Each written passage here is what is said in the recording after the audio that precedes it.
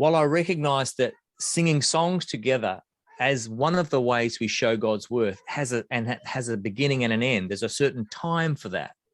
The worship of God must be something that is every moment of every day.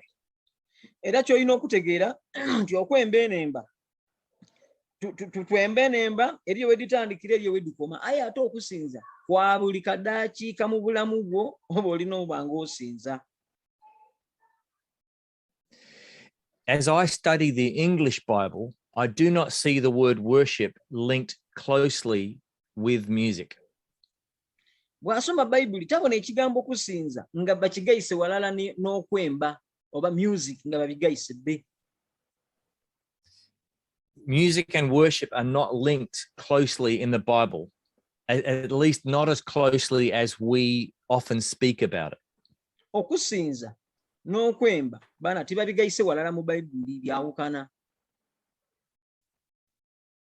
I think a very important verse for us to look at, and I will share it on the screen here, is in the book of Romans, chapter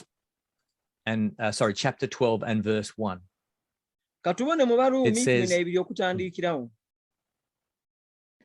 It says, therefore, brothers and sisters, or all of us, in view of God's great mercy, offer yourselves as a living sacrifice, holy and acceptable to God, and let that be your spiritual act of worship. The way God asks us to worship him is to offer ourselves as a living sacrifice. Emu ngeri Katonda gy'ayenda tumusinze n'okuwaayo obulamu bwaife n'okwewaayo nga ssaddaaka enamu. What does it mean to offer ourselves as a living sacrifice? Kitegeeza ki okwewaayo nga ssaddaaka enamu? I believe someone who is offering themselves as a living sacrifice is following the example of Jesus, the Christ. Ndikiriza nti okwewaayo nga ssaddaaka enamu n'okuba nga oli kugoberera Yesu Kristo okukola nga bw'ayenda tukole ate oba nga bwe yakolanga. Nga obonera ku Yesu Kristo waakolanga bwe yakola. In every moment of every day, how do I offer myself as a living sacrifice? How do I make selfless choices that show that I love God? Buli lukya nkola ntya oba nkola ntya nsalawo ntya okusalawo nga kuweesa Katonda ekitiibwa bye ndikola nja kubikola ntya nga biweesa Katonda ekitiibwa n'okwewaayo nga ssaddaaka enamu nga buli lukya by'olikola byakwerekereza kukakasa nti erinnya lya Yesu kituliibwa waigulu nga tiikwesanusa iwe mwene. So I begin to see how I stay true to my wife, love her and honor her is a way of worshiping God. Alituwa ekyokubonerako okwenda mukyala we okumuyisaamu ekitiibwa okumuyamba n'okumubudaabuda kimu kukusinza Katonda kubanga alibikola ddala erinnya lya Yesu libonesebwa era lyaba waigulu. The way I raise my children is a way of worshiping God. Engeri gy'akuzaamu abaana be kusinza Katonda. So iwe abaana oli bakuza otya? The way I conduct business is a way of worshiping God. Engeri gy'ogema mu bizinensi gyo oba emirimu gyo kusinza Katonda. The next word out of my mouth, if it is a word of kindness and service towards others, rather than a word of selfishness or bitterness, can be an opportunity to worship God or be an idolater. Ebigambo or ebikuvaamu not to worship God. Ebigambo ebikuvaamu ebibanga birungi, ebigambo ebikuvaamu eba byakwagala okwo ddala kusinza Katonda. Ebigambo ebikuvaamu eba bukaawu bwe buba kulimirira bukyayi era oba ddala oba oli kusinza Sitaani. So now I begin to see gathering with the church and singing as one way of worshiping God. Era yaabona nga tebatukungaine ng'ekanisa okwemba mu waato ge tubitamu osinza Katonda. But worship should not finish when we stop singing. Worship should continue, but in a different way. Ni bwolekera okwemba okusinza kujja mu maaso nga kweyongera buli lukya okuva mu ebyo byabeera ali kwogeraku. Engeri gy'ogema mu bizinensi gy'owayamu n'emikwano gyo gy'otambulamu amasimu g'okuba okuba omuntu oli Kampala oli Bugembe byonna ebyo bire okusinza. And I believe that it's only in the context of my whole life surrendered in worship that the singing together begins to take its correct value. Eri abuti ategeera nti mu byonna okusinza kuba kwa mugaso ng'okiziire nti muwaatu agetupitiramu okwemba kuba kwa mugaso ng'okiziire nti muwaatu agetupitiramu okusinza Katonda. And so my worship today is not pure, is not perfect. Mperano okusinza kwe leero kuba ti kulungi era nga tikutuukirire. I don't know that I should say I worship God all the time. Yeah, come again. I don't think it would be true to say that my worship of God is pure and happening all the time. Ye tasobola akuba nti okusinza Katonda buli lukyakutuukirire era buli kadakiika aba ali kusinza eriyo walemererwa. God measures worship. I cannot. Katonda ye asobola okupima okusinza mwene tasobola kupima. But I do desire to show God's worth, to worship God in every moment of every day, and I am being transformed as from one day to the next.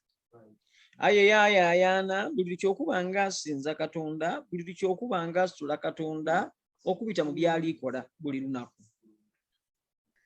And so when we are thinking about what does the Bible say about worship, it's important to realize that the Bible has been written to people at a particular time, but for us to appreciate today, but in very old languages. So all the Old Testament was written in Hebrew.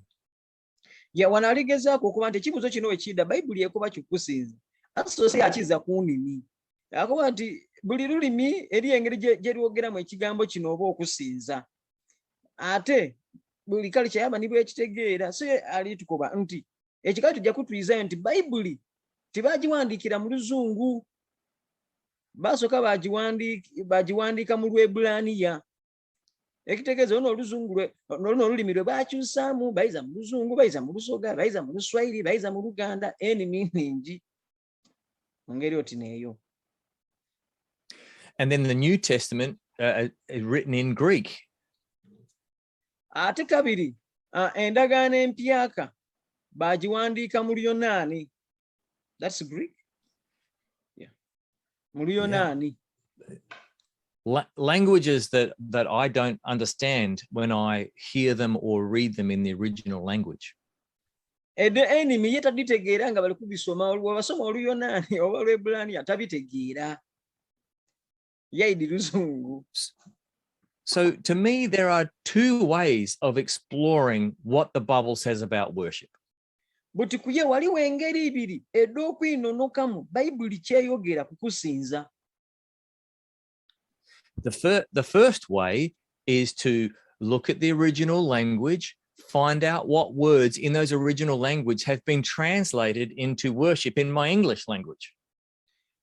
Engeri esooka n'okulingira original olulimi lule lwene olwasookerera lwe basooka okuwandiikira mu Bayibuli n'ebigambo bye bakozesa eby'okusinza bye bawandiikamu.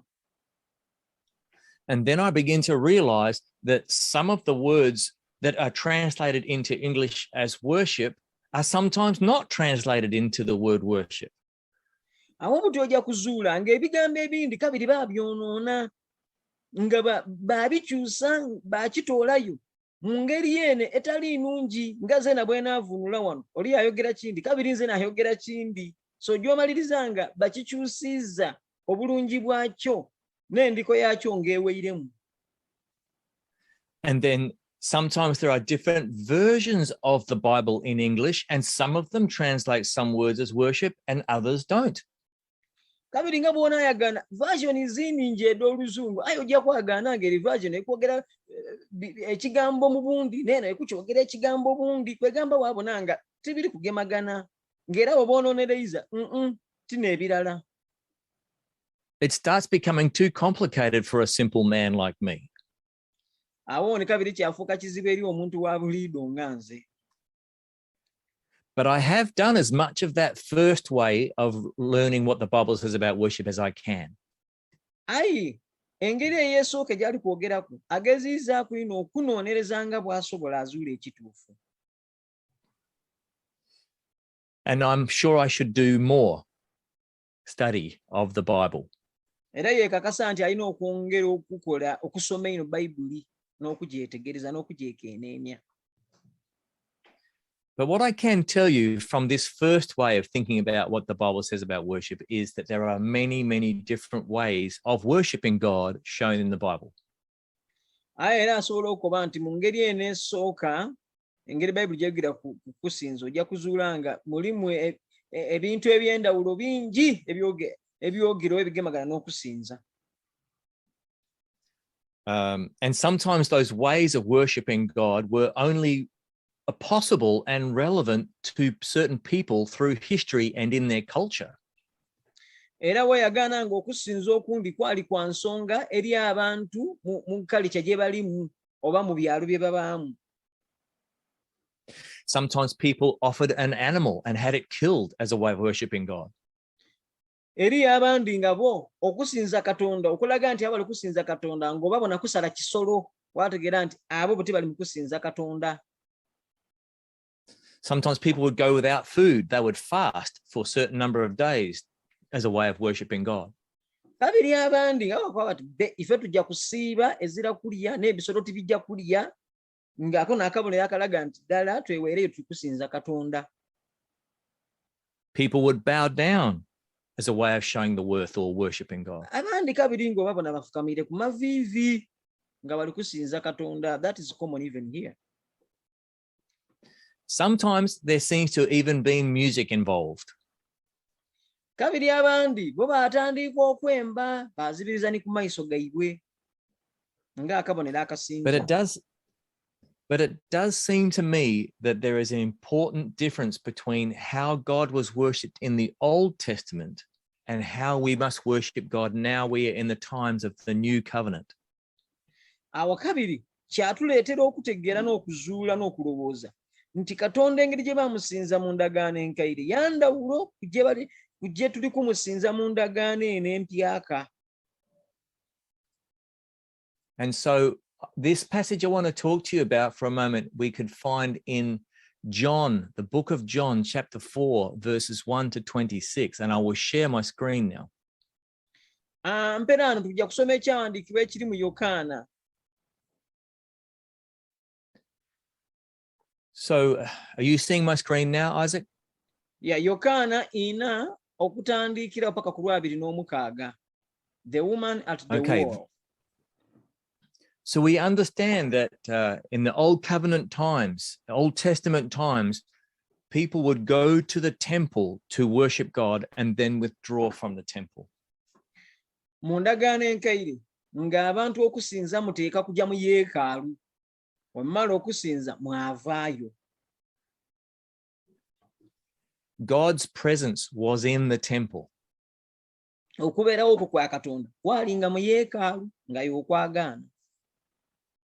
People would go to the temple to worship God and then withdraw, then move away. Era eyo abantu baajanga mu yeekaalu basinza olwamala bayirayo ewaka. There was a sense that worship would have a time where it would start and then another time when it would finish, when we were close to God's presence.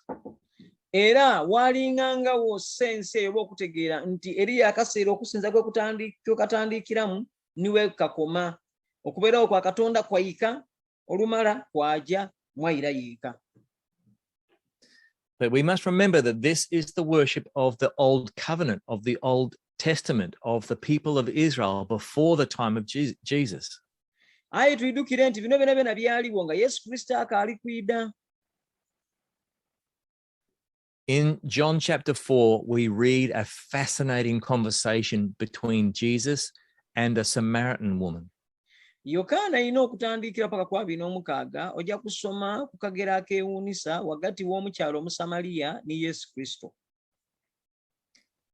The Samaritan woman is not an Israelite. Her people worship God differently to the Israelites. idukira nti omukyalo ono omusamaliya yali tiimu Isirayiri ng'ate idukira Abaisirayiri basinza Katonda mu ngeri ya ndawulo. And as an Israelite, Jesus should not even be talking to this Samaritan woman. Mpeerana ate bano abakyala Abasamaliya baali bantu bakyamu ino buti Yesu Kristo yali nga tikiikirizibwa nakwetabwa bana kwogera na mukyalo ono Musamaliya. But in this conversation, I think we see that Jesus is telling us there is a big change happening with how we must worship God. Aye ate w'osoma mu lugero muno Yesu ali kwoleka okutegeera nti waliwo enkyukakyuka nene eri kwidda eyeekuusa kukusinza. The Samaritan woman says to Jesus, "My people, the Samaritans, we worship on a mountaintop, but your children, the Israelites, you worship in a temple. Please explain this to me." Omukyalo Omusamaliya yakoba Yesu nti ife Abasamaliya tujja ku lusozi era tusinzikiza. Aye mwe kabiri Abaisirayiri mbo mujja mu yeekaalu ya musinzikiza. Yesu ekintu kino kinoonoleeku nkitegeere. Jesus' answer is very important for us today. Yesu kye yayiramu kya nsonga ino ye tuli mu biro bino. Jesus says to the woman at the well, and I believe he says to us today, Yesu yakoba omukyalo Omusamaliya eyali ku kidiba ati era ndikiriza Yesu kyali kutukoba n'ife olwaleero. the hour is coming when neither on this mountain nor in Jerusalem will you worship the Father. Ekiseera kiri kwidda nga ti ku lusozi oba Yerusaalemi nti ye mujja okusinza oba okusinzikiza Baaba. And he continues, but the hour is coming and is now here when the true worshippers will worship the Father in spirit and truth, for the Father is seeking such people to worship him.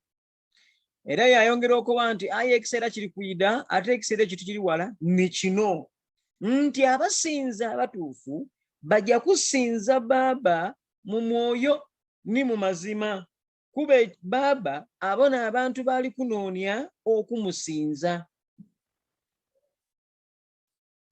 God is spirit, and those who worship him must worship him in spirit and truth. Katonda mwoyo era n'abamusinza balina kumusinza mu mwoyo ne mu mazima.